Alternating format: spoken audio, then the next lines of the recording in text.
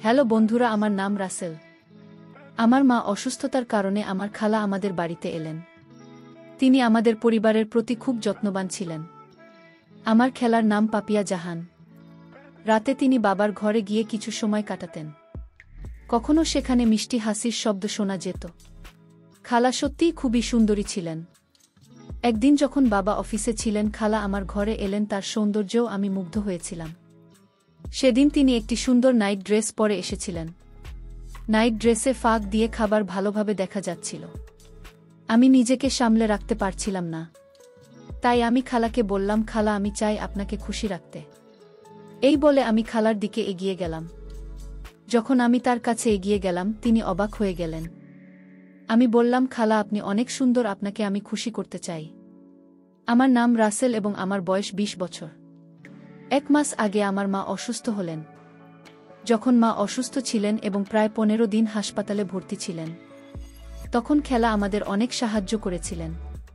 খাল আমার ছোটবেলার বন্ধু ছিলেন এবং দেখতে মার চেয়ে অনেক সুন্দর ছিলেন। সেই সময় তিনি মায়ের পাশাপাশি থাকতেন এবং আমাদের সবার খেয়াল রেখেছিলেন। একদিন রাতে ডিনার শেষে বাবা মাকে নিজের রুমে যেতে বলেন, কিন্তু আমি বাবার ফোনটি নিয়ে খেলা করছিলাম। তাই বলে বাবার কথা শুনিনি। তাই বাবা আমাকে অনেক বোকা দিয়েছিল। আমি ফোন রেখে যখন হোল রুমে গিয়ে বসি, তখন হঠাৎ দেখলাম বাবা খালাকে তার রুম ডাকলেন। আধা ঘন্টা পর খাবার ঘর থেকে বের হয়ে আসলেন। তারা দুজনে খুব খুশি ছিলেন। খালাকে তখন খুব সুন্দর লাগছিল, কারণ খালে গোসল শেষ করে এসেছেন। এরপর কয়েকদিন ধরে দেখলাম বাবা প্রায় খালাকে নিজের রুমে নিয়ে যাচ্ছেন। আমার মনে অনেক প্রশ্ন জাগছিল। খালা এবং বাবা এক ঘরে কি করেন? মা তো বিছানায় অসুস্থ হয়ে পড়ে আছেন, আর আমি মার জন্য খুব চিন্তিত ছিলাম। সেদিন রাতে বাবার রুম থেকে কিছু অদ্ভুত শব্দ শোনা গেল। আমি বাবার রুমের পাশে যেতে মা আমাকে ডাকলেন। আমি চুপচাপ নিজের রুমে চলে গেলাম। এরপর একদিন রাতে আমি খালার রুমে গিয়ে তাকে জিজ্ঞেস করলাম, তুমি বাবার রুমে কি করছিলে? তিনি কিছু বলতে যাচ্ছিলেন, কিন্তু ঠিক তখনই বাবা এসে বললেন, রাসেল, রাত প্রায় 11টা বাজে, তুমি এখনো ঘুমাওনি কেন? পরদিন আমি বাবার সঙ্গে কথা বলিনি, কারণ বাবার আচরণ আমার ভাল লাগছিল না। তাই খালা আমার মাথায় হাত বুলিয়ে শান্ত করে বললেন, রাসেল, তুমি তো আমার ছেলের মতো, বাবার রাগের জন্য তোমার মন খারাপ হয়েছে। খালা বললেন, বাবার উপর রাগ করতে নেই। এরপর খালা এবং আমি একসঙ্গে কিছু সময় কাটাতে শুরু করলাম। একদিন খেলার রুমে গিয়ে দেখি তিনি চুল শোকাচ্ছেন। তার সৌন্দর্য যেন আরও উজ্জ্বল হয়ে উঠেছিল। তিনি আমাকে দেখে বললেন, রাসেল, তুমি বাইরে কেন দাঁড়িয়ে আছো? ভেতরে এসো। রুমে ঢুকে তার সৌন্দর্য আমাকে মুগ্ধ করেছিল। খালার সামনে দাঁড়িয়ে আমি কিছু বলতে পারছিলাম না। তার রুমে এক ধরনের মিষ্টি সুগন্ধ ছিল, যা আমাকে অনেকভাবে আকর্ষণ করছিল। হঠাৎ খালা বললেন, রাসেল, তুমি কি আমার সৌন্দর্য উপভোগ করতে এসেছো? তার কথা শুনে আমি বললাম, না খালা, আপনার সৌন্দর্য নিয়ে আমার কোনো প্রশ্ন নেই। আসলে আমি আপনার সঙ্গে কিছু আলোচনা করতে এসেছি। আপনি প্রায় অনেক কথা বলেন, কিন্তু কখনো আমি পুরোপুরি বুঝতে পারি না সেগুলোর অর্থ কি। খালা হাসি মুখে বললেন, রাসেল, এভাবে ঘুরিয়ে না বলে সরাসরি যা জানতে চাও তাও বলো। আমি তখন তাকে প্রশ্ন করলাম, আপনি কিভাবে বুঝবেন যে আপনার সৌন্দর্য দেখে অভিভূত হয়েছি এবং আমি বাবার সঙ্গে একটু খারাপ মনোভাব নিয়েছি? আমি আসলে বিষয়ে আপনার সঙ্গে কথা বলতে চেয়েছিলাম। খালা হাসলেন আর আমার কাছে এলেন এবং মাথায় হাত বুলিয়ে বললেন, রাসেল, আমি তো তোমাকে জন্ম থেকে জানি। তোমার স্বভাব আমি খুব ভালো করে বুঝি। তুমি ছোটখাটো বিষয় নিয়ে অনেক ভাবো, অথচ বড় বড় বিষয়গুলো সহজেই দিয়ে যাও। তার কথা শুনে আমি অবাক হয়ে গেলাম। তিনি আমাকে এমনভাবে বুঝতেন যেভাবে আমি নিজেকেও বুঝতাম না। তার কথা সত্যি ছিল। সেদিন আমি অনুভব করলাম, কিছু কিছু বিষয় আমার দৃষ্টিভঙ্গি পরিবর্তন করা দরকার। যখন আমি খালার রুম থেকে বের হচ্ছিলাম, তখন তিনি আমাকে থামিয়ে বললেন, রাসেল, তুমি আমার একটু সাহায্য করবে। আমার ডান পায়ের একটি নূপুর পরতে হবে, আর তোমার সাহায্য দরকার। আমি হাসতে হাসতে বললাম, অবশ্যই খালাকে। তিনি তার উপরটা আমার হাতে দিলেন। আমি তার পায়ের কাছে বসে দুপুরে পরাতে গেলাম। তার পায়ের উপর আমার চোখ পড়ল এবং অপরটি তার সোনালি রঙের ত্বকে অত্যন্ত সুন্দর লাগছিল। যখন আমি তার পায়ে হাত বুলিয়ে নূপুর পরাছিলাম, তখন একটি অদ্ভুত অনুভূতি হল। আমি দ্রুত নূপুর পরিয়ে দিলাম এবং রুম থেকে বের হয়ে এলাম। কিছু সময় পর খালা আমাকে ডাকলেন আর বললেন, রাসেল, তুমি স্কুলে যাবে না? চলো তোমাকে ক্লাসে পৌঁছে দিই। আমি ব্যাগ নিয়ে বাইরে এলাম। খালা তার রুমে ছিলেন। খালা এদিন চমৎকার কিছু পোশাক পরেছিলেন। আমি খালাকে জিজ্ঞাসা করলাম, খালা আপনি কোথাও যাচ্ছেন? তিনি হাসি মুখে বললেন, হ্যাঁ, তোমাকে ক্লাসে পৌঁছে দেওয়ার পর একটু বাজারে যাব। কিছু জামাকাপড় কিনতে হবে নিজের জন্য আর তোমার মায়ের জন্য। আমরা একই রিকশায় উঠলাম। বাজারে পৌঁছানোর পর খালা নেমে গেলেন আর আমি স্কুলে চলে গেলাম। ক্লাস শেষে খালা সেদিন আমাকে নিতে আসেননি, তাই আমি নিজেই বাড়ি ফিরলাম। বাড়িতে এসে দেখলাম বাবা তখনও অফিস থেকে ফেরেননি আর মা বিছানায় শুয়ে আছেন। আমার ক্ষুধা লাগছিল, তাই আমি খালাকে খাবার আছে কি না জানতে তার রুমে ঢুকে দেখি তিনি পোশাক পরিবর্তন করছেন। তার রুমের দরজা সাধারণত খোলা থাকত। আমি খালার ফিগার দেখে নিজেকে আর সামলে রাখতে পারলাম না, আর তাই খালার রুমে ঢুকে গেলাম। তিনি আমাকে দেখে কোনোভাবেই অস্বাভাবিক কিছু করলেন না। আমার মনে হলো খালা এটার জন্য অপেক্ষা করছিলেন। সেদিন খেলা নতুন কেনা একটি পোশাক পরা অবস্থায় আয়নায় নিজেকে দেখছিলেন।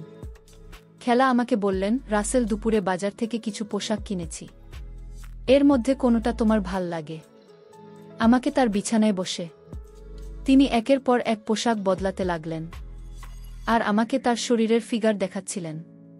যখন তিনি শেষবার পোশাক পরিবর্তনের জন্য বাথরুমে গেলেন, হঠাৎ তার চিৎকার শুনলাম। আমি দ্রুত বাথরুমে গিয়ে দেখি তিনি পানির অ্যাপ চালু করে ফেলেছেন এবং পুরোপুরি ভিজে গেলেন। সেই মুহূর্তে আমি কিছুটা অস্বস্তি অনুভব করছিলাম। খালা বললেন, পানির ঝাপটা বন্ধ করো সান। কিন্তু আমি তার কথায় পুরোপুরি মনোযোগ দিতে পারছিলাম না। তার অঙ্গ দেখে আমি পাগল হয়ে গিয়েছিলাম। শেষে খালা নিজেই পানিটা বন্ধ করলেন। আমি অবাক হয়ে তার দিকে তাকিয়েছিলাম। ভেজা পোশাকে খালাকে অসাধারণ লাগছিল। বাথরুম থেকে বের হয়ে শুনলাম বাবার আওয়াজ আসছে। আমি দ্রুত খাবার রুম থেকে বের হয়ে নিজের রুমে চলে গেলাম। যাওয়ার সময় খালা বললেন, রাসেল, আমাকে ভুলে যেও না। আমার পোশাকগুলো নিয়ে তোমার মতামত দিও। আমি ফিরে বললাম, খালা, আপনাকে আজকে সবচেয়ে সুন্দর লাগছে। সেদিন রাতে ডিনার শেষে আমি দ্রুত নিজের রুমে চলে গেলাম, কিন্তু ঘুমাতে পারছিলাম না। মনে হচ্ছিল আমাদের বাড়িতে কিছু অস্বাভাবিক ঘটনা ঘটছে। রাতের নির্জনতায় আমি মায়ের রুমের দিকে তাকিয়ে দেখি দরজা সামান্য খোলা, বাবা কোথাও নেই। খালার রুমের দিকে চোখ গেল, তার দরজা খোলা। আমি খালার রুমের ভেতরে ঢুকে দেখি খালা বিছানায় বসে আছেন, তার মুখ দু হাতে ঢেকে রেখেছেন। তার অবস্থা জানতে আমি ধীরে ধীরে রুমে ঢুকলাম এবং দরজা বন্ধ করে দিলাম। খালা আমাকে দেখে বললেন, রাসেল, এত রাতে আমার রুমে তুমি এখনো ঘুমোওনি কি? আমি বললাম, আমার ঘুম আসছে না, তাই ভাবলাম তোমার সঙ্গে একটু সময় কাটাই।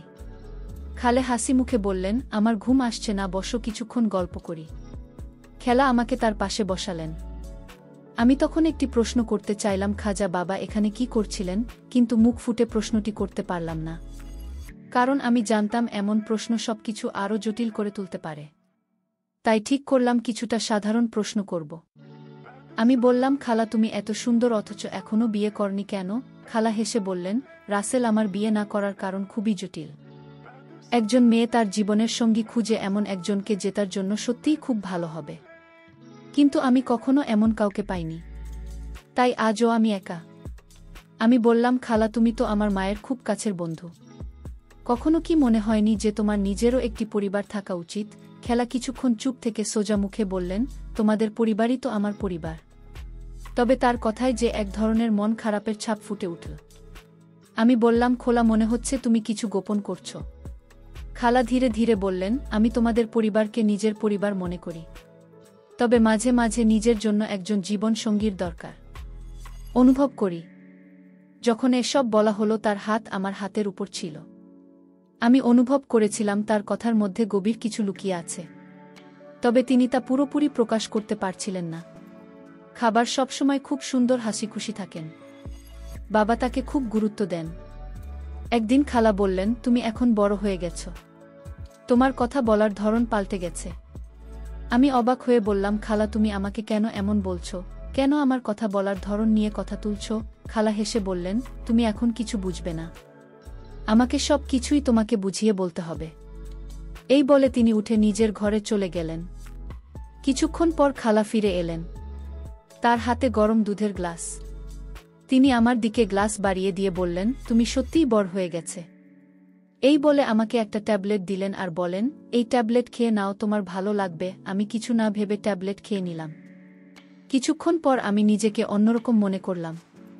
তারপর খালা আবেগ নিয়ে আমাকে জড়িয়ে ধরলেন। আমি কিছুটা বিভ্রান্ত হয়ে পড়লাম এবং ভাবছিলাম কি করা উচিত। কিন্তু আমি বেহুশ হয়ে গেলাম। আমি ঘুমিয়ে পড়লাম। সকালে ঘুম থেকে উঠে দেখলাম খালা আমার পাশে শুয়ে আছেন। তিনি ছোট একটি পোশাক পরেছিলেন। আমি খাবার শরীরের উপর শুয়েছিলাম। আমি তাড়াহুড়ো করে বাইরে গেলাম। বাবা ইতিমধ্যেই অফিসে চলে গিয়েছিলেন। দুপুরে খাবার ঘরে গেলাম। তিনি তখনও প্রস্তুত হয়ে ফোনে কিছু দেখছিলেন। আমি কাছে যেতেই তিনি থামিয়ে বললেন, তোমার আগে কাজ করতে হবে। তুমি তোমার বাবাকে আমাকে বিয়ে করতে রাজি করাবে। তোমার বাবার একজন ভালো জীবনসঙ্গিনী দরকার এবং তোমার দেখভালের জন্য একজন মা দরকার। আমি বাড়িতে স্থায়ী হলে তোমার এবং তোমার পরিবারের জন্য ভালো কিছু করতে পারব। খালা বললেন, আমি তোমার বাবাকে সব সময় সুখে রাখব। তুমি তো এখন বড় হয়ে গেছে, নিশ্চয়ই বুঝতে পারছো তোমার বাবার একাকিত্ব কেমন। খালা খুবই বুদ্ধিমতী ছিলেন। তিনি শুধু আমাকে নয়, বাবাকেই সুখী রাখতে চাইছিলেন। আমি বললাম, খালা, আমি তোমাকে কখনো আমার মায়ের মতো দেখতে চাই না। খালা হঠাৎ কঠিন সুরে বললেন, তুমি যদি তোমার বাবাকে আমাকে বিয়ে করার কথা বলো তবে রাতে যা কিছু ঘটেছে তা সব কিছু বাবাকে জানিয়ে দেব। আমি এই কথা শুনে হেসে উঠলাম। খালা কিছুটা অবাক হয়ে বললেন, তুমি হাসছো কেন? আমি বললাম, খালা, তুমি বাবাকে কি জানিয়ে দেবে? তখন খালা তার মোবাইলটা বের করে আমাকে দেখালেন। সেদিন রাতে খাবার আমার খেলা করার ভিডিও, যা দেখে আমি অবাক হয়ে গেলাম। এত কিছু কিভাবে হলো?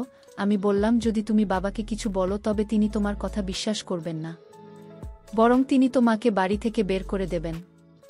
এরপর রাগের মাথায় আমি বাবাকে ফোন করতে যাচ্ছিলাম। ঠিক সেই সময় বাবা খাবার ঘরে এসে উপস্থিত হন।